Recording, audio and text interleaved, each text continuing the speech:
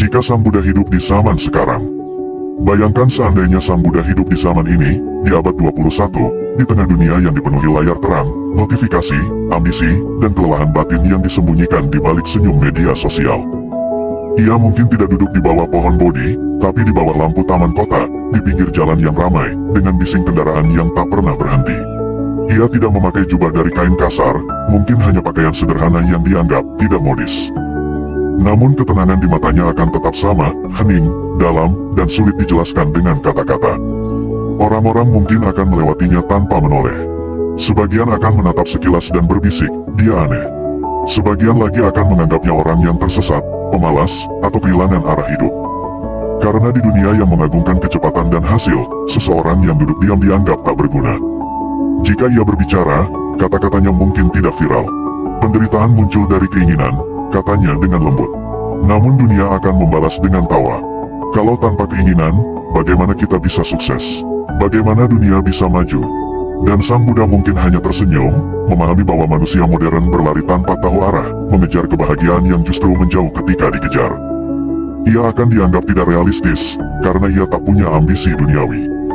Ia tidak ingin memiliki rumah mewah, kendaraan cepat, atau jabatan tinggi. Ia mungkin tinggal di sudut kecil, dengan secangkir air dan sepotong roti, tapi di dalam dadanya ada samudera kedamaian yang tak bisa digoyahkan oleh badai apapun. Media mungkin tak akan peduli padanya, karena ia tidak menarik perhatian massa. Ia tidak menciptakan sensasi, tidak menentang siapapun, dan tidak berusaha membuktikan apapun. Namun bagi satu orang yang mendekatinya dengan hati terbuka, dunia bisa berubah. Hanya dari satu percakapan singkat, seseorang mungkin menemukan makna hidup yang selama ini dicarinya di luar dirinya sendiri. Sang Buddha tidak akan marah melihat dunia yang serakah. Ia hanya akan sedih karena manusia lupa pada asalnya. Ia tidak akan berdebat di internet, tidak akan menyerang, tidak akan membenarkan dirinya. Ia akan tetap diam, karena ia tahu, kesunyian adalah bahasa yang hanya dimengerti oleh jiwa yang siap. Barangkali ia akan dianggap gila. Barangkali ia akan diusir, ditertawakan, atau bahkan difitnah.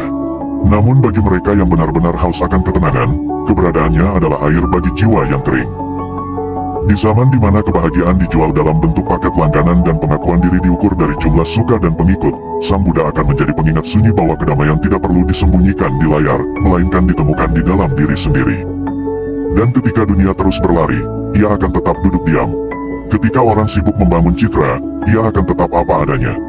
Ketika manusia berlomba-lomba untuk terlihat bahagia, ia hanya akan tersenyum lembut, karena ia tahu bahwa kebahagiaan sejati bukan tentang terlihat, melainkan tentang menjadi. Mungkin benar, dunia modern tidak akan mengerti Sang Buddha. Namun Sang Buddha juga tidak datang untuk dimengerti. Ia datang untuk membangunkan yang tertidur, menuntun yang tersesat, dan mengingatkan bahwa setiap manusia, di balik kegelisahan, ketakutan, dan ambisi, sesungguhnya sedang mencari satu hal yang sama, kedamaian yang tak bergantung pada apapun.